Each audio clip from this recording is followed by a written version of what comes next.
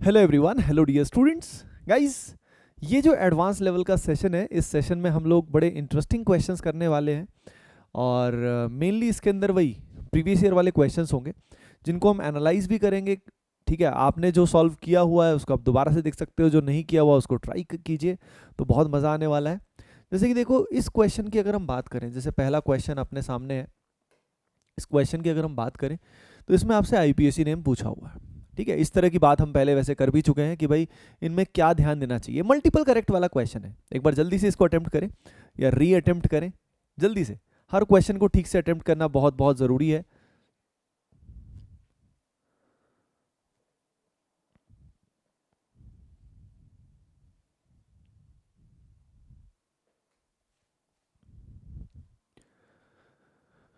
Okay everyone, देखिए सभी के सभी, यहाँ पे अगर मैं बात करूँ तो यहाँ पे the correct answer is A and B. A and B इसका करेक्ट आंसर है। मैंने बताया हुआ था इसमें फंडामेंटल कंपाउंड देखना है। क्लोरोबेंजीन फंडामेंटल कंपाउंड नहीं है। अगर ऑप्शन देखेंगे तो कई स्टूडेंट फंस जाएंगे, तो आप क्लोरोबेंजीन को एज अ फंडामेंटल कंपाउंड नहीं ले सकते, लेकिन टॉल्वीन को ले सकते हो। अगर टॉल्वीन को आपने फंडामेंटल कंपाउंड लिया तो यहाँ पे 1 2 3 4 इस तरीके से 4 क्लोरोटॉल्वीन आ गया। तो ये सिंपल सा क्वेश्चन है लेकिन ट्रिकी है, इसमें ध्यान रखना बहुत बहुत ज़रूरी है। ओके एवरीवन, ठीक है। उसके अलावा अगर आप इसको फंडामेंटल कंपाउंड नहीं लेते हो, सिंपल लोकेंट्स की तरह ट्रीट करते हो, तो यहाँ पे जैसे 1 मिथाइल है, 4 क्लोरो है, तो उस तरीके से आप इसको कर सकते हो।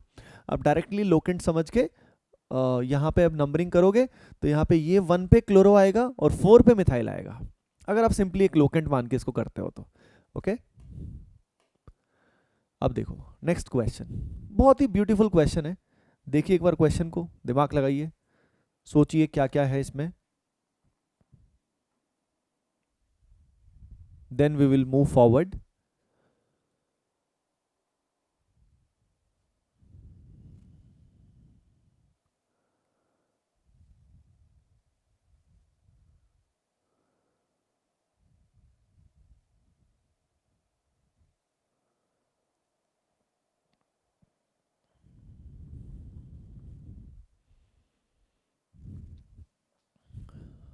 ओके एवरीवन, देखिए यहाँ पे अगर मैं बात करूँ Br2CHCl3 एंटी एडिशन हो रहा है, यहाँ पे भी क्या हो रहा है, एंटी एडिशन। ठीक है, तो एंटी एडिशन में बनेगा क्या, ये अपने को पता होना चाहिए। अब बनाने के कई तरीके हैं, शॉर्ट ट्रिक्स भी होते हैं, जैसे कि आप सभी को ये वाला ट्रिक याद होगा, CAT-TAE, जिसमें ये थ्रियो और ये एरिथ्रियो एरिथ्रो होता है। एक और तरीका भी होता है जिससे डायरेक्टली इसको फिशर प्रोजेक्शन में कन्वर्ट कर सकते हैं। यहाँ पे एंटी एडिशन है तो हम इसको माइनस बोलेंगे, एंटी एडिशन है ना तो माइनस, एंटी मतलब अपोजिट। यहाँ पे ये भी अपोजिट है ट्रांस, तो ये भी माइनस, माइनस को माइनस से मल्टीप्लाई करो तो जो आउटकम मिलेगा वो क्या मिलेगा, प्लस। क्या मिलेगा, प्लस। अब जब तुम इसमें सीधा ऐसे बनाओगे फिशर प्रोजेक्शन, तो ये जो दोनों कार्बन है ये कायरल सेंटर बन जाएंगे। ठीक है, तो यहाँ तो पक्का मिथाइल आ ही गया हमारे पास। अब हमारे पास जो दो हेलोजन है they will be on the same side, क्योंकि यहाँ पे प्लस है, प्लस का मतलब वर्टिकल लाइन के रिस्पेक्ट में they will be on the same side. अब यहाँ पे दोनों ब्रोमीन राइट में हो या दोनों लेफ्ट में हो, एक ही बात है, दोनों राइट में हो या दोनों लेफ्ट में हो, यानी ये स्टैंडर्ड स्टीरियोकेमिस्ट्री बेस्ड क्वेश्चन होता है। ठीक है, अगर हमने फिशर नहीं भी बनाया तो भी हो जाएगा। डायरेक्टली कैसे हो जाएगा, अब यहाँ पे बनाओ, एंटी एडिशन करो एक ब्रोमीन डैश पे, तो एक ब्रोमीन किस पे आएगा, वेज पे आएगा, प्लस प्लस क्या होगा, इनैंशोमर होगा।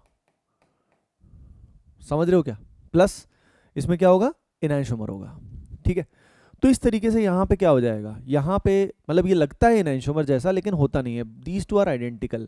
क्योंकि यहाँ पे अगर आप चेक करोगे तो यहाँ पे क्या अवेलेबल है, सेंटर ऑफ सिमेट्री अवेलेबल है, and simply by rotation you will see कि यार हाँ दोनों के दोनों क्या आ रहे हैं, सेम आ रहे हैं, तो सिंगल बनेगा। यानी यहाँ पे दिया हुआ है एम एंड एन, पर बनेगा क्या, दोनों सेम है, बोथ आर सेम।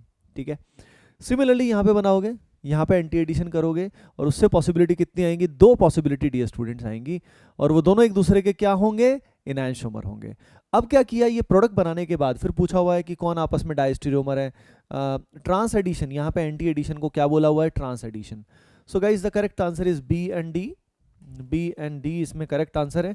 एम और एन यहाँ पे सेम है, एम और एन यहाँ पे सेम है, तो एम और ओ का जो रिलेशन बोल रखा है, या एन एंड पी, एम और एन तो सेम ही है, तो ये कंफ्यूजन करने के लिए ऐसा दिया जाता है। तो क्वेश्चन ओवरऑल एक ब्यूटीफुल क्वेश्चन हो जाता है जिसमें मल्टीपल कंसेप्ट मिक्स्ड है। एंटी एडिशन और उसके बाद स्टीरियोकेमिस्ट्री को मिक्स कर दिया। मतलब एडवांस में स्टीरियोकेमिस्ट्री बहुत ज़्यादा अच्छे से मिक्स की जाती है, इसीलिए डिटेल में पढ़ाया जाता है उसको। चलिए गाइज, अब आप इस पर्टिकुलर क्वेश्चन को ढंग से सॉल्व कीजिए। Try out this proper question, properly मतलब अच्छे से ट्राई करना।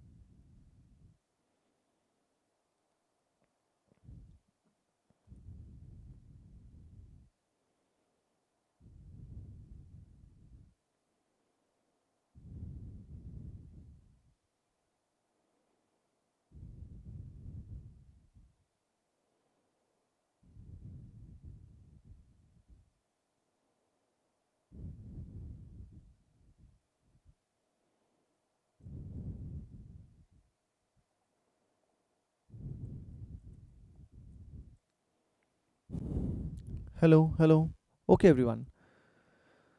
सो गाइज देखिए, यहाँ पे अगर हम बात करें, इसमें पूछा गया है नंबर ऑफ एरोमेटिक कंपाउंड्स। तो यार देखो, ये अपना पेट एग्जाम्पल साइक्लोऑक्टा टेट्राइन का, ठीक है, जो टब शेप का होता है, तो ये तो होगा नहीं, ये होगा नहीं। 4 पाई इलेक्ट्रॉन्स है, ये होगा। रेजोनेंस भी पूरा हो रहा है, और यहाँ पे हमारे पास कितने पाई इलेक्ट्रॉन है, 2 पाई इलेक्ट्रॉन्स है। ये एग्जाम्पल देखो अपन ने अलग से पहले भी डील किया है। इसमें ये जो पाई बॉन्ड है, ध्यान रखिए सभी के सभी, हम इस पाई बॉन्ड को इंक्लूड नहीं करेंगे, क्योंकि हमें फ्यूज रिंग में वो सबसे बड़ा लूप लेना होता है, वो सबसे बड़ी रिंग लेनी होती है। सबसे बड़ी नहीं, वो सबसे बड़ी रिंग लेनी है जिसमें रेजोनेंस कंप्लीट हो रहा हो। जो ये आगे वाला पाई बॉन्ड है, ये बड़े लूप का पार्ट है जिसमें कंप्लीट रेजोनेंस नहीं हो रहा। यही छोटी छोटी बातें ध्यान रखनी है। तो इसी कारण, इसकी वजह से दिस इज एरोमेटिक, ठीक है। जैसे यहाँ पे ये फ्यूज रिंग्स हैं, तो ये पूरा लूप आपको कंसिडर करना है, 1 2 3 4 5 6 7 14 एरोमेटिक। इस तरीके से, होपिंग दैट ये पर्टिकुलर क्वेश्चन आप कर चुके हो। दीज आर द 5 स्पीसी, मतलब इसमें 5 स्पीसी जो एरोमेटिक हैं वो यहाँ पे दी हुई है। I think you can see them. Okay everyone, okay. अब देखिए, ये क्वेश्चन जो है ना, ये मतलब पहले आए थे, अब ये आने के चांसेस कम रहते हैं। एक बार आए थे जिनको बोलते हैं अपन 3 कॉलम प्रॉब्लम्स। 3 कॉलम प्रॉब्लम्स जो होती हैं, इसके अंदर तीनों को आपस में कनेक्ट करना होता है, दो नहीं तीनों को कनेक्ट करना होता है। यानी जेई एडवांस जो होता है अपना, ये सिर्फ और सिर्फ क्या बोलते हैं उसको, सिर्फ और सिर्फ सब्जेक्ट मैटर की बात नहीं होती, एनालिटिकल एबिलिटी आपकी चेक करता है कि क्वेश्चंस को आप ढंग से समझ पाते हो कि नहीं समझ पाते हो, अप्लाई कर पाते हो कि नहीं कर पाते हो। ओके एवरीवन, तो ठीक है।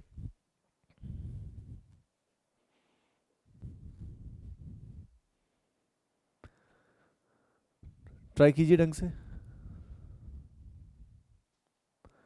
मतलब यहाँ पे क्या कर रखा है उन्होंने, 3 स्टेटमेंट, 3 चीजें दी हुई हैं, और लिखा हुआ है कि बेंजोइक एसिड बनाने के लिए सबसे अच्छा कॉम्बिनेशन कौन सा है ना। तो ये सारे रिएक्शंस, ये सारे कॉम्बिनेशन एक तरह से ट्राई करने पड़ेंगे जो यहाँ पे दिए हुए। Think about them properly.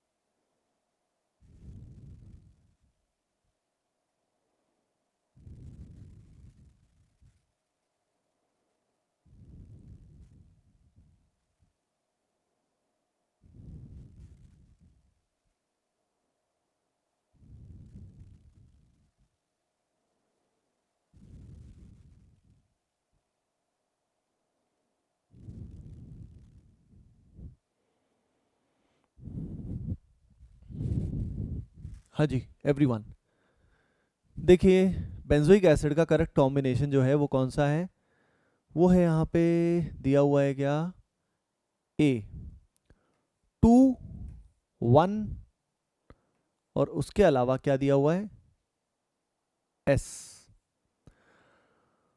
ठीक है, देखिए सभी अपन चेक कर लेते हैं एक बार के लिए। यहाँ पे सबसे पहले Br2 हीट दिया हुआ है, और फिर उसके बाद एक सेकंड जो आई थिंक कुछ तो लोचा है यहाँ पे, सही से कंबाइन करके दिखाने रखा है। देखो अपन चेक कर लेते हैं, सीधी सी बात है। यहाँ पे देखो टॉल्यूइन लिया, Br2HCl लिया, और उसके बाद हमने क्या लिया, फॉर एग्जाम्पल यहाँ पे 2,1S का ट्राई कर लेते हैं। ठीक है, अगर हमने यहाँ पे एसिटोफिनॉल लिया, ध्यान देना सभी के सभी, और एसिटोफिनॉन कुछ ऐसा होता है। ठीक है, अब एसिटोफिनॉन के बाद अगर हमने क्या किया, NaOH ले लिया, तो NaOH क्या करने वाला है, NaOH यहाँ पे, वही Br2 NaOH यहाँ पे क्या कर सकता है, हेलोफॉर्म टाइप की रिएक्शन कर सकता है। और हेलोफॉर्म टाइप की रिएक्शन अगर हम करेंगे तो यहाँ पे CH3 जो है ये किस में कन्वर्ट हो जाएगा, CHI3 में कन्वर्ट हो जाएगा, और ये बेंजोएट में कन्वर्ट हो जाएगा। लेकिन द पॉइंट इज, आप प्रोसेस समझ रहे हो कि क्या हो रहा है उस प्रोसेस के अंदर, व्हाट इज हैपनिंग, यस, उस प्रोसेस के अंदर यहाँ पे बेंजोएट यानी बेंजोइक एसिड ही अप्रॉक्सीमेटली H+ तो हम एज्यूम कर लेंगे कि H+ आया ही है। ठीक है, तो इस तरीके से दिया हुआ है। 1 के अगर हम कंपेयर करें 1, 4 एंड Q, तो यार टॉल्यूइन के अंदर कार्बोक्सिलेशन नहीं होगा, टॉल्यूइन के अंदर नहीं होगा। अगर हमारे पास फिनॉल होता तो अपन कर सकते थे। 4 के साथ अगर हम देखते हैं 4, 2 एंड P, 4, 2, फिनॉल में सिंपल Br2HNU से काम नहीं चलेगा। ठीक है, तो ऑप्शन देखिए, फिनॉल में ब्रोमीन HNU कुछ नहीं करता, ब्रोमीन वाटर करता है। थर्ड के साथ अगर हम फोर्थ का कंपैरिजन करें तो बेंजल्डिहाइड में अगर हम NaOH CO2 से कंबाइन करते हैं उसका किसी भी तरीके से, तो बात ये है कि यहाँ पे CO2 के साथ इसका कोई भी कॉम्बिनेशन नहीं है, समझ रहे हो। तो पॉइंट इज दैट क्लियरली कि यहाँ पे सबसे बेस्ट ऑप्शन यही है। ठीक है, ओके। अगला लिखा हुआ है the only correct combination that gives 2 different carboxylic acid. ऐसा कौन सा कॉम्बिनेशन है जिससे 2 डिफरेंट कार्बोक्सिलिक एसिड आए, ये आपको सोचना है। Think about it.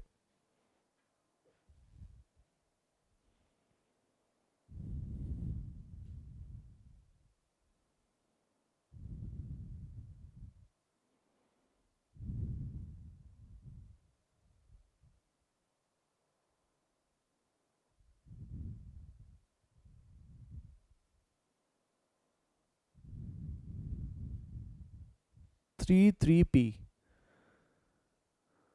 चेक कर लेते हैं एक बार। देखिए बेंजल्डिहाइड 3,3P कंडेंसेशन, कौन सी कंडेंसेशन है, पर्किन कंडेंसेशन है। डियर स्टूडेंट्स, बेंजल्डिहाइड ये हो गया हमारे सामने, और इसके अलावा हमारे पास एसिटिक एनहाइड्राइड है। ठीक है, जिसके साथ ये कंबाइन करेगा in the presence of potassium acetate. तो याद करो ये पर्किन रिएक्शन है जिसमें यहाँ से अल्फा H निकलता है और कंडेंस होकर सिनेमिक एसिड बनता है। क्या बनता है, सिनेमिक एसिड प्लस क्या बनता है, एसिटिक एसिड। तो वैसे देखा जाए तो ये कितना, मतलब ये क्वेश्चन जो है कितना इंटरेस्टिंग क्वेश्चन है जिसमें तीनों चीज़ें मैच होनी चाहिए, रिएक्शन आपको आनी चाहिए, यानी एक ही क्वेश्चन में मल्टीपल कंसेप्ट वो क्या करते हैं आपसे पूछते हैं। ठीक है ना, तो यहाँ पे आपको पूरा पता होना चाहिए कि जब इसका रिएक्शन होगा तो अपने सामने क्या क्या चीज़ें बन रही हैं। क्लियर है एवरीवन?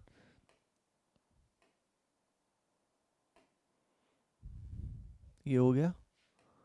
नेक्स्ट वाला, हाँ जी, इसमें पूछा हुआ है correct combination in which reaction proceed through radical mechanism. Radical mechanism में कौन आएगा?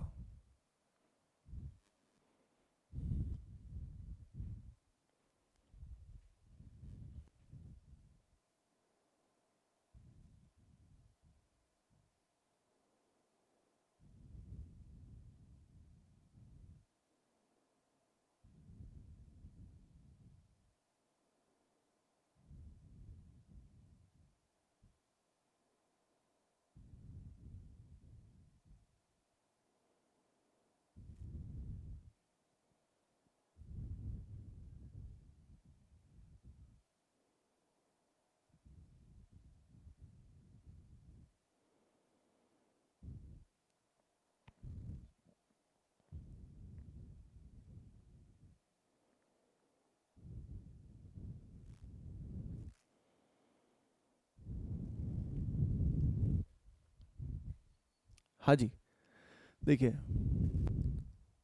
The correct answer is,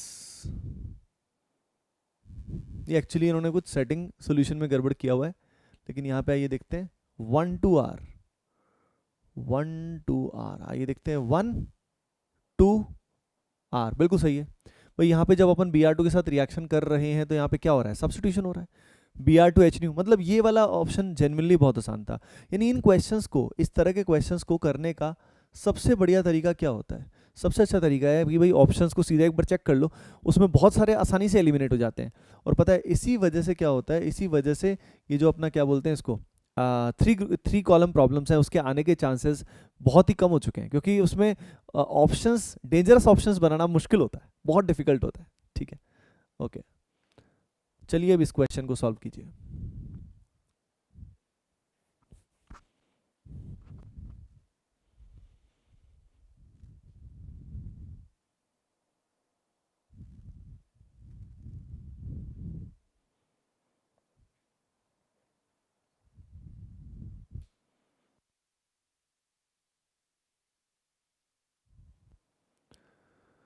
hello hello, देखो यार ये आसान है। यहाँ पे NaO2 HCl लिया, सभी जानते हैं कि इसमें NH2 हट के क्या आएगा, N2 प्लस आएगा। अब इस OH के रिस्पेक्ट में पैरा पोजीशन कौन सी है, ये वाली पोजीशन है। ऑर्थो पे तो ये जा नहीं पाएगा, रिंग बन नहीं पाएगी, मतलब हाईली स्ट्रेन्ड रिंग बन जाएगी। और यहाँ वाली पोजीशन में भी क्या होगा, रिपल्शंस होंगे। So this will be, this para position will be favourable, वहाँ पे ये कनेक्ट हो जाएगा। ठीक है ना। अब वहाँ पे कनेक्शन मतलब सिंपल, वो न्यूक्लियो ये जो N2 प्लस है ये ऐसा कुछ है, N triple bond N plus, और वहाँ पे ये पैरा पोजीशन से क्या हो जाएगा, कनेक्ट हो जाएगा, और उससे एरोमेटाइजेशन भी हो जाएगा, रिंग एरोमेटिक बनेगी। तो ये बहुत ही, इंडिविजुअल रिंग्स भी एरोमेटिक है, तो यही इसका सबसे फेवरेबल चीज़ है। जैसे यहाँ पे N2 प्लस बना, और N2 प्लस बनने के बाद यहाँ पे फाइनली ये एज अ न्यूक्लियोफाइल अटैक करेगा। ये जब एज अ न्यूक्लियोफाइल अटैक करेगा तो ये बॉन्ड टूट जाएगा, जिससे यहाँ पे N डबल बॉन्ड N आएगा। इस तरीके से रिएक्शन होगी। तो ये काफ़ी प्यारी सी ब्यूटीफुल रिएक्शन है। मतलब एक तरह से जो अपनी डाई फॉर्मेशन होता है ना, डाई फॉर्मेशन का इंट्रामोलिकुलर वर्जन है, डाई फॉर्मेशन का इंट्रामोलिकुलर वर्जन है डियर स्टूडेंट्स। ठीक है, बहुत ही इंटरेस्टिंग क्वेश्चन है। ठीक है ना, सभी सोच समझ के इस क्वेश्चन को ट्राई करें। इसमें ऑप्शंस भी क्लोज थे, काफ़ी काफ़ी क्लोज ऑप्शंस है। Think about it properly.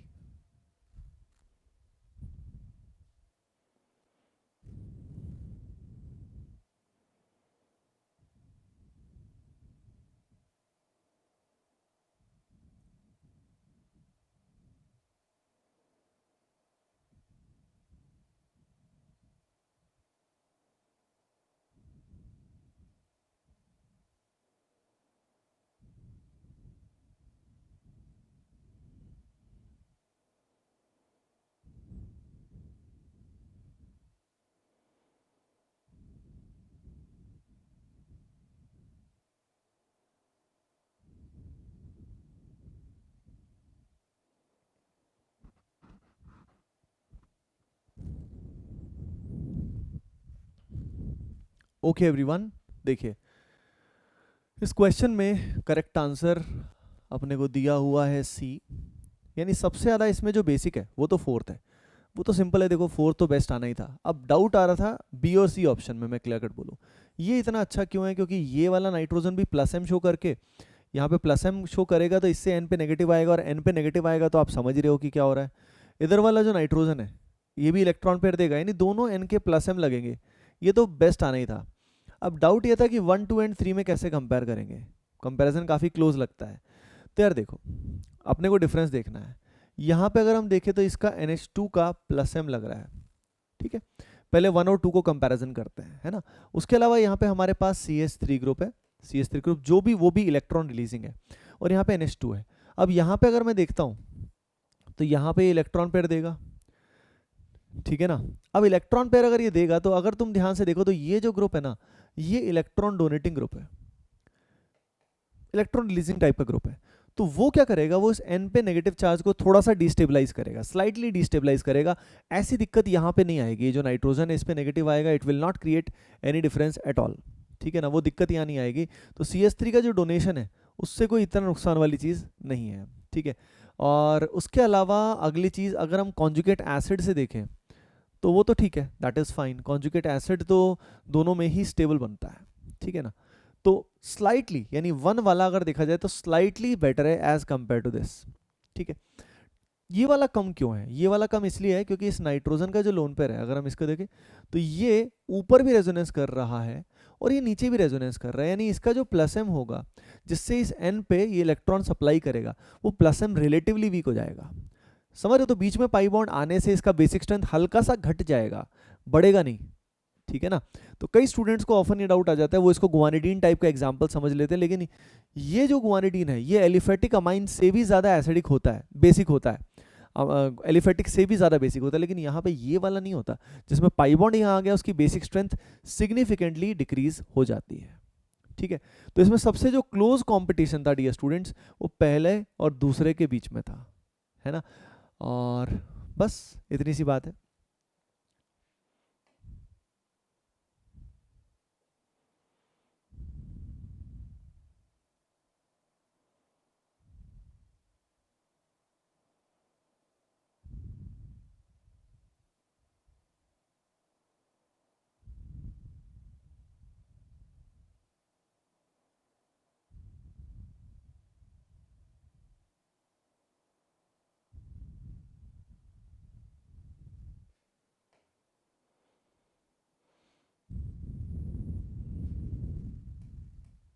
ये जो क्वेश्चन पर्टिकुलर आया था ना, इसमें एरर थे, इस पर्टिकुलर क्वेश्चन में एरर थे, तो इसको अपन रहने देते हैं। हाँ जी, ये क्वेश्चन बहुत मतलब मस्त वाला क्वेश्चन आया था डियर स्टूडेंट्स, इसको आप ट्राई कीजिए सभी बढ़िया से। Multiple concepts purely within the syllabus, यानी जो अपनी नेम्ड रिएक्शन होती है ना, Reimer Tiemann, Hofmann bromide, haloform reaction, aldol, Perkin, Cannizzaro, ये सब तो बिल्कुल टिप्स पे होनी चाहिए, मतलब तुम्हें 100% मतलब डेप्थ में विद मैकेनिज्म उनका प्रोडक्ट बिल्कुल टिप्स पे होना चाहिए, जैसे देखते ही खटखट, क्योंकि ये मल्टीपल एक साथ देखो, कैनिजारो, हेलोफॉर्म, एक साथ सब कुछ आ जाता है, ओजोनोलाइसिस, सब कुछ एक साथ आ जाता है।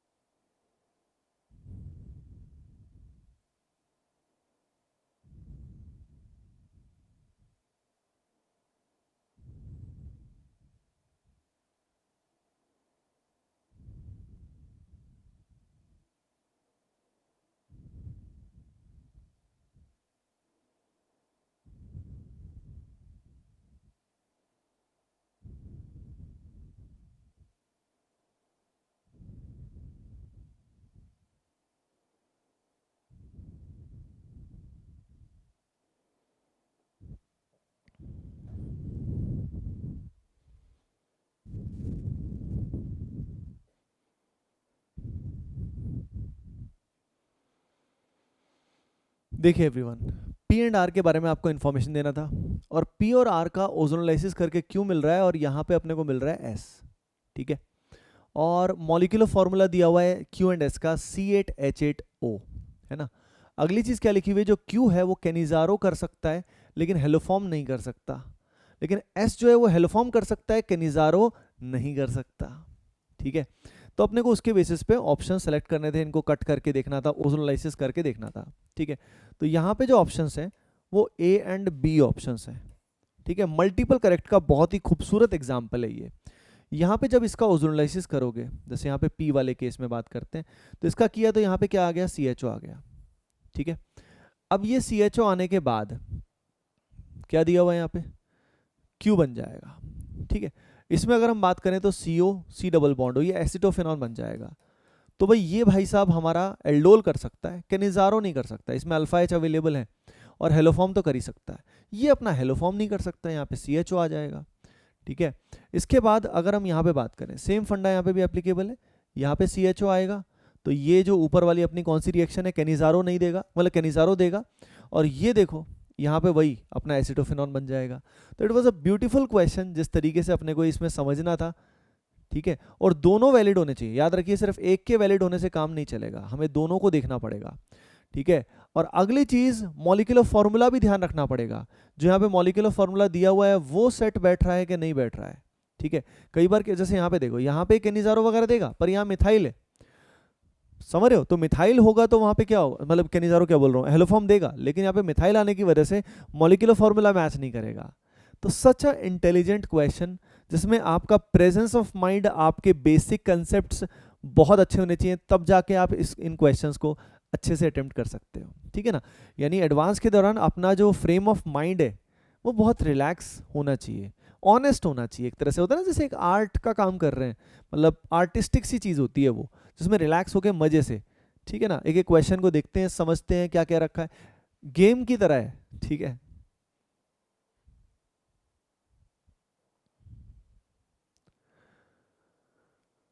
करिए गाइज, इस क्वेश्चन को सॉल्व कीजिए बढ़िया से।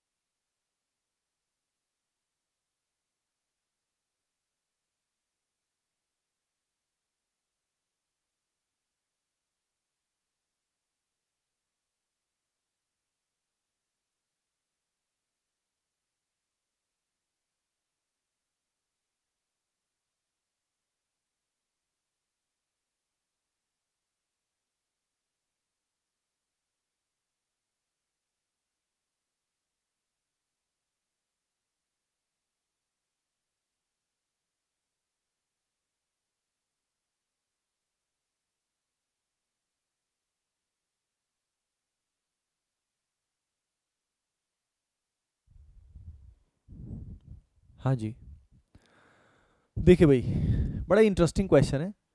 इस क्वेश्चन में कंपाउंड पी दिया हुआ है, ग्रिग्नार्ड रिएजेंट एक्सेस में दिया हुआ है ईथर के अंदर, जिससे मिला क्यू, ठीक है। फिर H2SO4 लिया है, उससे मिलेगा आर, आर का रिएक्शन कर रखा है CH3COCl के साथ, ठीक है। और AlCl3 लिया हुआ है, followed by treatment with H2O produces S। तो ये सब माहौल है इसके अंदर, ठीक है ना। अब इसमें आपने आई थिंक रिएक्शन को देख लिया होगा, कहना क्या चाह रहे हैं। प्रोडक्ट पूछा हुआ है, प्रोडक्ट S पूछा हुआ है सबसे पहले, तो सोचो इसके अंदर प्रोडक्ट S कौन सा है, थिंक अबाउट दैट। यानी मल्टीपल रिएक्शंस मिक्स कर दी, तो ये क्वेश्चन एज सच डिफिकल्ट नहीं है, लेकिन अगेन मल्टीपल कंसेप्ट है, सारी की सारी चीज़ें। ग्रिग्नार्ड के साथ जो रिएक्शन होता है वो अपने को आना चाहिए, फिर बाकी प्रोसेसेस भी अपने को आनी चाहिए।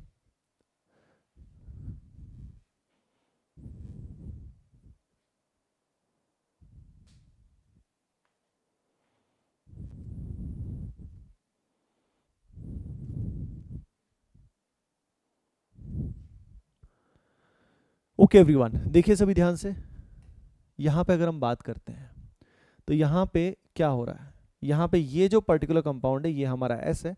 सबसे पहले ग्रिग्नार्ड रिएजेंट का अटैक करेंगे, यहाँ पे एस्टर पे ही होगा, ये OET निकलेगा, एक्सेस में है तो अल्कोहल बनेगा, तो ये बन गया हमारा अल्कोहल, ठीक है। दो बार रिएक्शन होगी, पहले बनेगा वहाँ पे कीटोन, और कीटोन पे फर्दर रिएक्शन होगा तो अल्कोहल बनेगा। अब H2SO4 यूज़ किया तो H2SO4 क्या करेगा, यहाँ पे H प्लस मिलेगा, इसको H प्लस मिलेगा तो H2O निकल जाएगा, H2O निकलेगा तो प्लस आएगा। अब इसमें डिहाइड्रेशन होने के चांस भी थे, लेकिन टेम्परेचर 0 दिया हुआ है, तो क्लियर दिख रहा है कि इसमें एलिमिनेशन रिएक्शन इवन हमको नहीं करना है। यहाँ प्लस आया, प्लस यहाँ आने के बाद फिर ये अपना इलेक्ट्रॉन पेयर इसको देगा, और रिंग हमेशा अगल बगल में बनती है, ठीक है ना, एडजेसेंट पोजीशन पर रिंग बनती है, तो वो रिंग हमने बना दी। रिंग बनाने के बाद अगर हम देखते हैं, अब यहाँ पे हमारे पास असाइलेशन हमें करना है। असाइलेशन करना है तो अब हम किधर करेंगे, तो हमारे पास ये पोजीशन सबसे प्रेफरेबल पोजीशन है, क्योंकि इसमें क्या है, ना ही रिपल्शंस है, जैसे कंपटीशन था इसमें और इसमें, तो यहाँ पे अगर चेक करोगे तो यहाँ पे it will have 2 alpha H, जिस कारण इसका हाइपर कॉन्जुगेशन भी इफेक्टिव रहेगा। बाकी कोई भी पोजीशन इतनी फेवरेबल नहीं थी। तो इसमें आप समझ रहे हो, ग्रिग्नार्ड के बाद इंट्रामोलिकुलर फ्रिडल-क्राफ्ट एल्काइलेशन, उसके बाद फिर नॉर्मल फ्रिडल-क्राफ्ट असाइलेशन, तो इतने सारे कंसेप्ट इसमें इन्वॉल्व थे। So this was not a difficult question, but still lengthy question, थोड़ा सोचने वाला, समझने वाला क्वेश्चन। अगला क्वेश्चन जो इससे रिलेटेड पूछा गया है वो ये पूछा गया है, इसके बारे में सोचिए।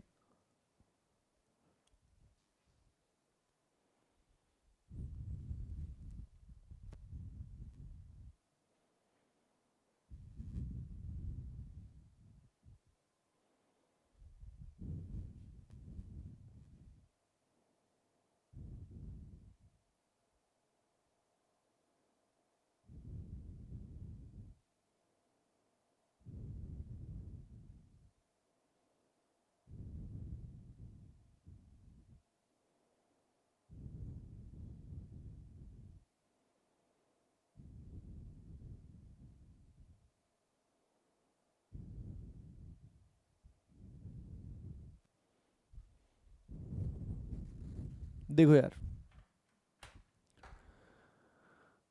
Q से R एंड R से S क्या हो रहा है, ध्यान देना, Q से R एंड R से S। तो देखो Q से R जा रहे हैं अपन, ठीक है, R तक पहुंचे, और फिर R से S क्या हो रहा है, ठीक है, ओके। तो यहाँ पे आप देख सकते हो कि यहाँ पे रिएक्शन के अंदर क्या हो रहा है, सीक्वेंसिंग अगर हम देखते हैं, ध्यान रखना सभी के सभी, सीक्वेंसिंग अगर हम देखें तो यहाँ पे एल्काइलेशन तो हो ही रहा है फ्रिडल-क्राफ्ट, डिहाइड्रेशन H2O तो वहां से निकल ही रहा है, और उसके अलावा लास्ट में फ्रिडल-क्राफ्ट असाइलेशन भी हो रहा है, ठीक है। तो जब हम Q से R गए तो यहाँ पे हमारे पास फ्रिडल-क्राफ्ट, एल्काइलेशन और डिहाइड्रेशन 2 चीज़ें हो रही हैं, ठीक है, और उसके अलावा यहाँ पे, ठीक है, इस तरीके से अपने को करना था, है ना। अब देखो इसमें एक प्रॉब्लम क्या थी, इसमें प्रॉब्लम ये थी कि यहाँ पे दिखा हुआ था Q से R and R to S R respectively, थोड़ा सा लैंग्वेज की बात हो गई। एक्चुअली सबसे पहले डिहाइड्रेशन होता है, H2O निकलता है, H2O निकलने के बाद फिर फ्रिडल-क्राफ्ट एल्काइलेशन होता है। तो इनने क्या बोला हुआ कि पहले ये हो रहा है और फिर लिखा हुआ है डिहाइड्रेशन, यानी R to S में तो डिहाइड्रेशन हो ही नहीं रहा, तो इस कारण ये ऑप्शन गड़बड़ हो गया। तो यहाँ पे एक्चुअल में देना चाहिए था कुछ ऐसा, यहाँ पे देना चाहिए था dehydration, Friedel-craft alkylation and Friedel-craft acylation, ठीक है। लेकिन अगर तुम देखो तो इन्होंने इस तरह से दे दिया, तो इससे स्टूडेंट कंफ्यूज हो गए बहुत सारे कि हाँ डिहाइड्रेशन तो है, लेकिन ये dehydration and FC acylation R to S के लिए दिया हुआ है, समझ रहे हो क्या। तो ये जो डी ऑप्शन है, this is the best option in this scenario, जिसमें पहले अगर आप चेक करोगे, हाँ, अगर हम देखें तो यहाँ से P से जो Q हो रहा है, पूछा गया इसमें Q से R, ठीक है। तो Q से जब R जा रहे हैं तो पहले डिहाइड्रेशन हो रहा है और फिर FC एल्काइलेशन, समझ रहे हो ना। उन्होंने क्या बोल दिया, उन्होंने बोल दिया कि पहले तो FC एल्काइलेशन फिर डिहाइड्रेशन, नहीं, डिहाइड्रेशन तो पहले हो रहा है बस, लेकिन उन्होंने कंफ्यूजन कैसे किया है या मेंशन ही नहीं किया उस चीज को, शुरुआत वाले को। Okay everyone, so guys hoping that in questions में आपको बेहद बेहद मजा आया होगा और काफी दिमाग आपका चला होगा। तो आप समझ रहे हो ओवरऑल फंडा सारा का सारा, कि भाई ओवरऑल किस तरह के मल्टीपल कंसेप्ट के क्वेश्चंस आते हैं, आपको ग्रिग्नार्ड की रिएक्शंस कैसे होती हैं वो पता होनी चाहिए। ये जो इंट्रामोलिकुलर, फ्रिडल-क्राफ्ट में इंट्रामोलिकुलर बहुत इंपॉर्टेंट होती है, तो उनको ढंग से स्टडी कर लेना, उसमें किसी भी तरह की शंका नहीं होनी चाहिए, ठीक है। और मतलब इन्हीं से बार बार पूछते हैं वो क्वेश्चंस, इन्हीं को मिक्स करते हैं, लेकिन मिक्स बहुत ही अच्छे तरीके से करते हैं, यानी पूरा आपको जो भी क्वेश्चन करना है सोच समझ के करना है, लॉजिक के साथ। दिल की मत सुनना, लॉजिक की सुनना, दिल की सुनोगे गड़बड़ हो जाएगी, ठीक है ना। Okay everyone, okay, so bye bye, take care guys and keep preparing well, love you all.